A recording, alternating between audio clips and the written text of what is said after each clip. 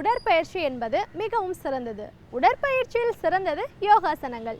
யோகாசனங்களை நமக்காக கற்றுத்தர வருகிறார் ஆசன ஆண்டியப்பன் அவர்கள். நிகழ்ச்சியில் முதல் பகுதியாக வரவிருப்பது நலமுடன் வாழ.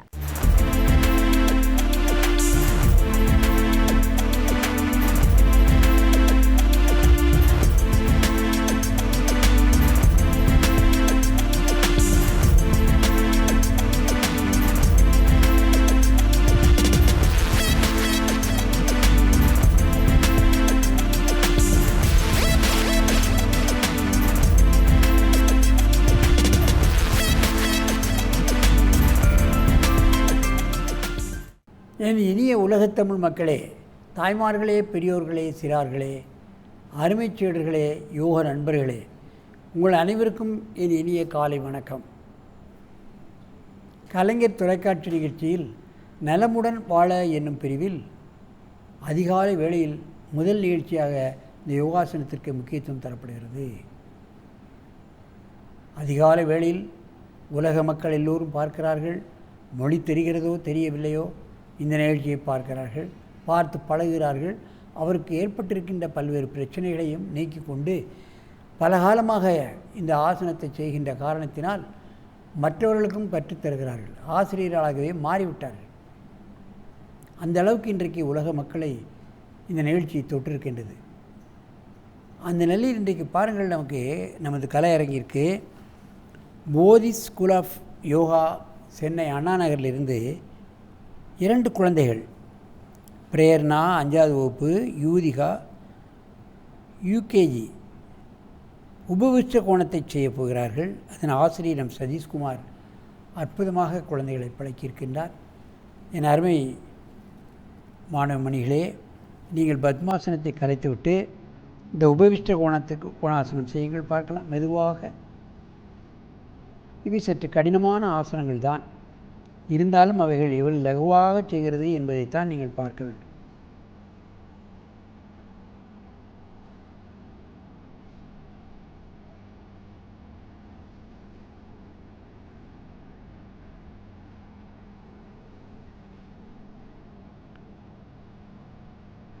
தலையை நேராக நிமிர்த்தி வையுங்கள். இவைகளெல்லாம் அற்புதமான ஆசனங்கள். செய்வது என்பது மிக மிக கடினம். மாதக்கணக்கில் வருடக்கணக்கில் பழகினால்தான் இது லகுவாக செய்ய முடியும். சின்ன குழந்தைகளுக்கு ஏற்கனவே ஃப்ளெக்சிபிலிட்டி அதிகம். ஆகவே இவர்கள் அதை அனாவசியமாக செய்கிறார்கள். 72,000 நாடி நரம்புகளும் உச்சியிலிருந்து உள்ளங்கால் வரை உள்ள அத்தனை நாடி நரம்புகளும் இழுக்கப்படுகின்றன. நான் ஏற்கனவே சொல்லியபடி ஏதாவது ஒரு ஆசனத்தை செய்துவிட்டால் போயிட்டே இருக்கலாம்ங்கிற ஆசன பட்டியலில் இது சேர்ந்து விடுகிறது. இந்த ஒரு ஆசனத்தை மட்டும் ஒரு 2-3 முறை செய்து விட்டாலே அன்று முழுவதும் சுறுசுறுப்பாக இருக்கும். நம்மளுக்கு எந்த விதமான தங்கு தடையுமின்றி நமது காரியங்களை செய்து கொண்டே போகலாம். 24 மணி நேரத்தில் 18 மணி நேரம் வேலை செய்யக்கூடிய சக்தி நமக்கு தானாகவே கிடைத்து விடுகிறது. இது போன்ற ஆசனங்கள் மூலமாக. உபவிஷ்ட கோணாசனம். மெதுவாக இந்த ஆசனத்தை கலையுங்கள்.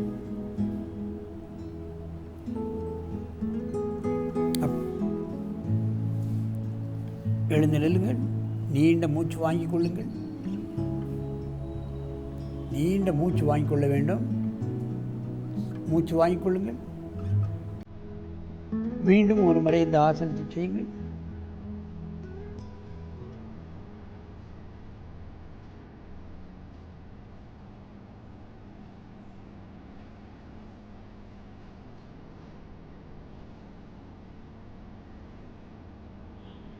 காலை இந்த அளவுக்கு விரிப்பது என்பது எல்லாராலும் முடியாது. அதை தினமும் பழகி பழகி பழகி பழகி அந்த வலியை பொறுத்து கொண்டு பழக வேண்டும். பந்துக்கண்ணு முட்டு வலிக்கும், இடுப்பு வலிக்கும், முதுகெலும்பு சற்று வலிக்கும். இவைகளெல்லாம் பொறுத்து கொண்டு இந்த ஆசனத்தை செய்ய வேண்டும். பொறுமை வந்துவிடும். சில பேர்களுக்கு, சின்ன குழந்தைகளுக்கு கோபதாபங்கள் வரும். அந்த கோபதாபங்கள்லாம் அடங்கிவிட்டால் அவர்களுக்கு கான்சன்ட்ரேஷன் மேம்பட்டு விடும். மெதுவாக இந்த ஆசனத்தை கலை.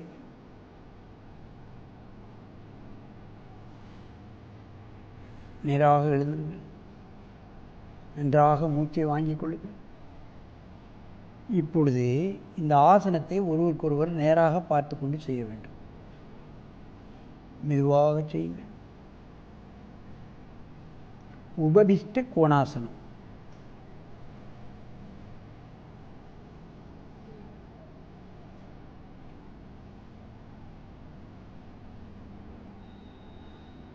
காலை விரித்து கொண்டு கையை பிடிப்பது என்பது சற்று கடினம். முதலில் காலை விரித்து பழக வேண்டும். பிறகு விரல்களை பிடிப்பதற்கு முயற்சிக்க வேண்டும்.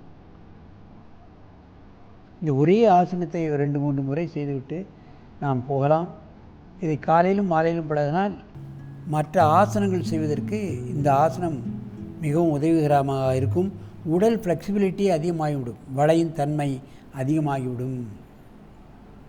போட்டிகளில் இது போன்ற ஆசனங்களுக்கு அதிக மதிப்பெண் தருகிறார்கள்.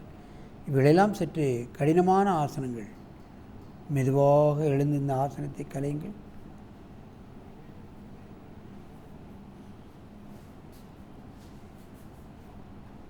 எழுந்து நின்று மூச்சு வாங்கிக் கொள்ளுங்கள்.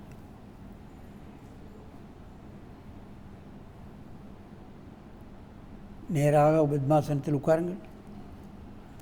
என் அருமை பெரியோர்களே, தாய்மார்களே, குழந்தைகளை எந்த அளவுக்கு கஷ்டமான ஆசனங்களை செய்ய வைத்திருக்கிறார்கள் என்பதைத்தான் நாம் போற்ற வேண்டும். இவைகளெல்லாம் சற்று கடினமான ஆசனங்கள். இவைகளை மட்டுமாவது காலையிலும் மாலையிலும் பழகிக்கொண்டு அவசர காலங்களில் நாம் சென்று விடலாம். பெரியவர்கள், வயோதிகர்கள், நடுத்தர வயதினர்களெல்லாம் இவைகளெல்லாம் செய்ய முடியாது என்று நீங்கள் கருத வேண்டாம். இவைகள் போன்று காலை அகலமாக விரிக்க முடியாவிட்டாலும் முடிந்த அளவு காலை விரித்து கையை முன்னால் வைத்துக்கொண்டு நீங்கள் முயற்சி செய்தாலே உங்களுக்கு பலன் கட்டிவிடும். எந்த வயதிலும் செய்து விடலாம். அதைத்தான் நாம் முக்கியமாக கவனிக்க வேண்டும். இதை செய்வதற்கு இவர் பேசிக்கொண்டே இருக்கிறாரே, இவர் செய்வாரா என்று உங்களுக்கு தோன்றலாம். பாருங்கள்.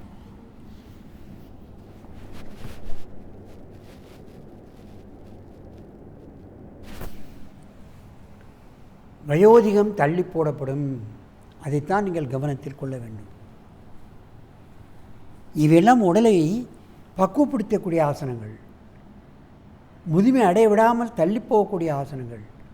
ஆகவே இதுபோன்ற ஆசனங்களை நாளும் தவறாமல் செய்து உடலையும் உள்ளத்தையும் ஆரோக்கியமாக வைத்துக்கொண்டு நெடிது இனிது ஆரோக்கியமாக வாழ வேண்டும் என்று கேட்டு உங்களிடமிருந்து விடைபெறுவது ஆசனம் ஆண்டியப்பன். வணக்கம்.